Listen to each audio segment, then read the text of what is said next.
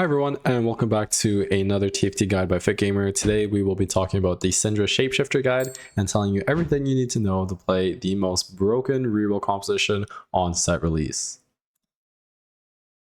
We're going to start off with some general info on the composition, then hit you with the best in slot itemization, best in slot augments, and then how to position the units of this comp.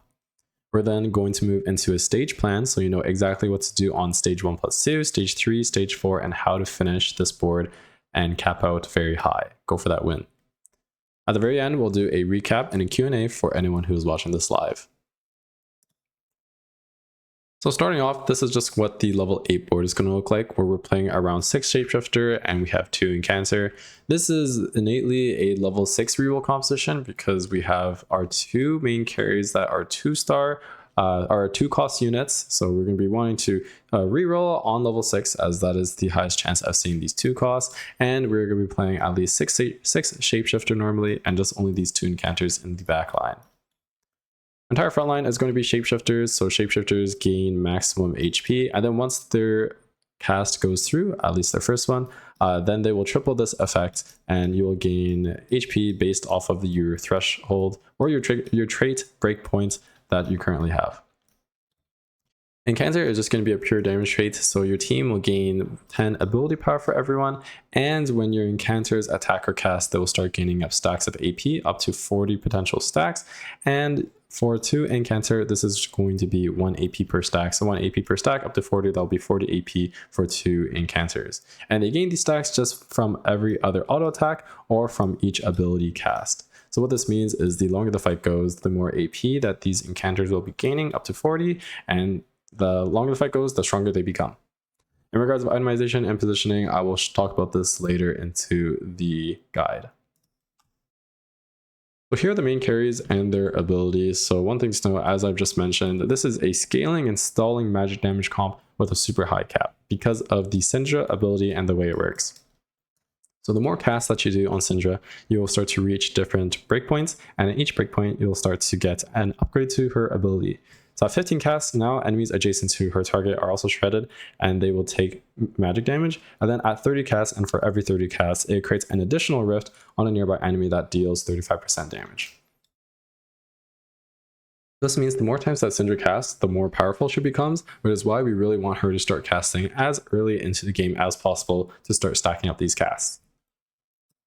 Cassiopeia is a little bit different. Her ability has an uptime, so once you reach 50 mana for the next 6 seconds, her attacks or fangs will instead deal X amount of magic damage, scaling off of her attack speed. Here is their item BIS. So as I mentioned, Syndra, she's a ranged AP carry whose ability upgrades the more times she casts and becomes more of an AoE spell. This is the unit that we are going to be wanting to prioritize her items first. So this is going to be some sort of mana, some sort of attack generation or attack speed generation, and then some damage items or gunblades. So mana, normally this encompasses Shojin, and for attack speed, you normally want to go Nashers, and then your last one wants to be Rabadons for that damage amp. This is going to be your BIS, Shojin, Nashers, and Rabadons. However, this is not always the case. Sometimes you can, or sometimes you have to make Adaptive Helm, sometimes you have to make Blue Buff. So these are also fine, and then sometimes you only have red buff instead of Nashers, and then sometimes you don't have that second rod for Rabadons. You have to make a Jewel Gauntlet or a Gunblade. Cassiopeia itemization is a little bit different, so this is pretty similar to set 11 Mythic Bard, where during this uptime the attacks will come out based off her attack speed, as I mentioned. So this is why Double Rage Blade is very strong, and then for your third item you either want a Shiv or some damage amp, either another Rabadons, Guardbreaker, or Giant Slayer. Another Rabadons is really hard to get because you already want a Rabadons up here and also 2 rods from the Rage Blades. So normally you most likely will have to make a Guardbreaker or a Giant Slayer. One thing to note, for Cassiopeia, Gunblade is built on her a lot. The item is pretty bad. I will show this in the stats later and talk about why this is kind of a misconception. Looking more into their best in slot itemizations, so for Syndra artifacts, there's a good amount that she can use, but there's also a large amount that she can't. So Gambler's Blade, this will take the attack speed item slot, so you'll be going like Shojin, Gambler's Blade, and then Rabadons. Manazane is a little bit interesting. It's by far her best artifact. You can see by the amount of games played and the delta, just because of how often it allows her to cast. In this case, you can generally build a large variety of items. So either like a Shojin, the Manazane, and then like a Rabadon's, this is fine. You can also just go like Manazane, Nashers into Rabadon's. As long as she is casting often and then has at least one damage item, the itemization along with Manazane is not too strict. And then the final one, Sniper's Focus, this will replace the final damage item, so it'll be like Shojin, Nashers, and then Sniper's Focus. All these other items are kind of bait. I'll talk about Deathfire Grass for a little bit. So Deathfire Grass is a very strong artifact on units where they're front loaded and the majority of their damage comes out in the first 10 seconds of the fight, where Deathfire Grass is boosting them with damage amp. Syndra and Cassiopeia, they're incanters, so the longer the fight goes, the stronger they will become as they're getting more AP. So they're essentially backloaded units. It's not like they don't do any damage early, but they definitely do a lot more damage later in the fight, while Deathfire Grass rewards those units that are front loaded and do damage at the start of the fight. So a little bit of opposite objectives here, which is why Deathfire Grass is not as good as you may believe it to be. Cassiopeia items are a little bit different. So Zhonya's, Gambler's Blade, and Wit's End are pretty good on her. Zhonya's, this is a unit that can essentially go infinite, especially with 2 Rage Blades. So once, especially in a very close fight, if you have like double Rage Blades like stacked up to at least like 30, 35, and the enemies are close by, they proc her Zhonya's. During those couple seconds of stasis, where since she is still able to attack, she'll be outputting insane amount of damage and can clutch you some fights. Camera Blade essentially replaces a Ginsu's and also gives you some gold, so that's very good. Same thing with Wit's End, and Wit's End, even since you're doing magic damage as well from your ability, you'll be healing from that as well. I wouldn't really recommend going for any of these other artifacts. So maybe your Sniper's Focus, I think this one is okay as a third item after Double Rage Blade. After Double Rage Blade, as you can see here, there is a wide list of third items that are good and bad. As you see here, Gunblade as a third item after Double Rage Blade is not doing too hot, has a delta of almost positive 0.2, and has a build path or a build rate of like 10,000 games. Or build sample size of 10,000 games. So you can see that this is not doing too hot, and you should definitely be building like a Rabadon's or a Shiv as your third item. Moving on to best in slot augments, so there's a large amount of augments that you can actually take. Shapeshifter Crest or Crown is super good. Not only does it allow you to play 6 Shapeshifter on level 7, this means you can also play 4 Witch on level 9 by dropping a Shyvana, playing a Morgana, and then giving a Witch emblem to any of your units, apart from Nico that have an open slot. Preferably on either Elise or Swain, as you want to be putting better items on your Briar and Nasus. Yeah, actually on Briar and Nasus is not bad because they're able to heal from the 4 Witch as well. So just depending on who you have open slot on and how your items work out. Prismatic Ticket allows you to 3-star your Syndra and your Cassiopeia, and also your main tank, either your Nico or your Swain, depending on who you hit first. Definitely prioritize that Nico though. Support Golem 1 and 2 super good. Support items are very strong, and also on Support Golem 2, the Prismatic. There are a lot of bad prismatics out there, so by picking a good one and not picking a bad one, you're able to increase your average placement by a lot. Learn New Spell, you might think, is not too synergistic with Incanter, as you're gaining innate AP from your cast and just your auto attacks, which is essentially what you're getting from Learn New Spell, just AP. But more damage in this case is never a bad thing. Also, you have so much frontline, and being able to stack this early and also get some AP onto your units that have AP scaling as well is actually pretty decent. So Learning the Spell 2-1, definitely good, able to angle Syndra from here. And then Martyr is the last best one. You have so much HP from the Shapeshifter trait that being able to heal for a percentage of your max HP is really good. So that's why Martyr is very good here. And then everything else is definitely takeable and a good combat augment for this trait. Moving on to positioning here, there are 2 general ways that you want to position. The first one is having Syndra and Cassiopeia attacking the same target. This is because Syndra will 20% shred the units she is attacking and adjacent units, depending on how many cash she has in. So then Cassiopeia, by attacking the same units that are shredded, essentially allow you to play 1 item up, like a budget Shiv or a budget Spark. This is because Shiv and Spark will shred 30%, but Syndra is only giving 20%, but it is a free 20%. The reason why this might not always be ideal is because there are a lot of units that punishes clumping. So like Nami ult, Varus ult, Tahm Kench ult, even Fiora ult, they are all designed to hit clumped up targets. So in this case, you'll either have to spread out or position opposite side in cases like the Fiora. Against weak enemy melee carries, let's say like Olaf 1, Fiora 1, they don't have any aggro drops, no Eons, then you can definitely position the same side as them, especially if you have a 3-star Syndra with at least like 2 items, then in that case, you'll just overpower them. However, in matchups where you need to scale in order to beat them, then you definitely want to be positioning the opposite side of their main carry to allow you time to scale your main damage.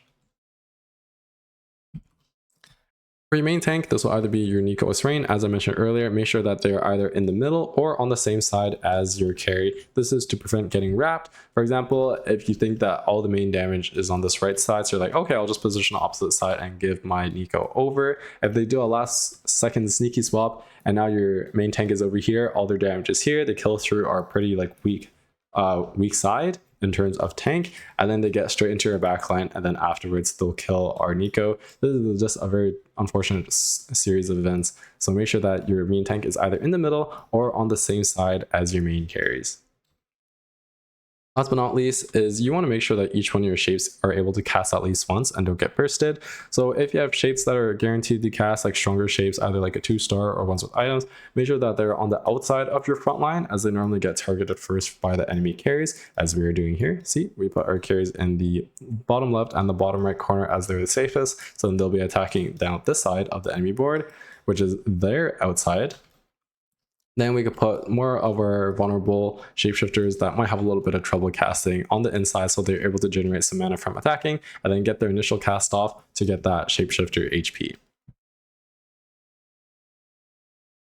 So now we're going to move on to a stage plan. So starting off at stage 1 plus 2. Stage 1, your indications to angle this composition will be if you get early Syndra drops from your boxes or if you have Syndra items. So this is like if you have tears, a cloak, a bow, a belt, even like a sword. These are all half components into a Syndra items. Preferably you want the mana ones, so like tier, cloak, sword. This is half Shojin, this is half adaptive, this is half Shojin as well, and then this is also half adaptive. So any of these items are very good, and even better if you get dropped the full Shojin, then you can start stacking up right away. Definitely you want to prioritize that mana item on Syndra, so then she begins stacking as I just mentioned. And throughout these stages, you definitely want to hold all of your Syndras and Cassiopeias. And if you're also losing, then it's okay to drop some shapes if it costs you econ, and to only hold them if they don't cost you any extra econ. A pretty decent board that you can play early, even if you don't have any shapeshifters, is just like Poppy Lilia, as long as you have a Cassiopeia, or at least the setup. It'll give you Bastion, Witchcraft, kill a couple units, win some rounds, and get that Syndra stacking ASAP. On 3-2 is when you're going to level to 6, and when you are going to make your first big decision of the game. So after leveling, you're going to roll for this board generically, plus 2 stars of units that are holding items. Normally this will include your Syndra, your Cassiopeia, and then one of your main tanks. One thing to note, these will be your 3 stars or 3 costs, so it might be a little bit hard to hit, but as long as you hit like an Elise 2 or like even a Shyvana 2, have some decent frontline, then you should be okay to stabilize, make your way back up to 50 gold, and then start slow rolling. Remember to put your tank items on either Nico or Swain, depending on which one you hit first or closer to 2-starring. Definitely prioritize your Nico because she has utility built into her kit. So not only does she heal adjacent allies, she'll also stun adjacent enemies. As opposed to Swain, who is just a pure meatball, and even though he does a little bit of damage, he's just a pure tank. After you hit that Syndra 3, you can start to push levels for 6 shapes. You don't necessarily need your Cassiopeia 3. In that case, I mean, you don't want to stay level 6 just rolling for Cassiopeia 3. Even after you hit your Syndra, you could go level 7, put a Mordekaiser for 3 Eldritch, and hold on to your extra Cassiopeia copies. And then if you get close to like Nico 3 and Cassiopeia 3, you can roll a couple times and just play out the game from there. But ideally, you want to get to level 8 ASAP to play 6 Shapeshifters.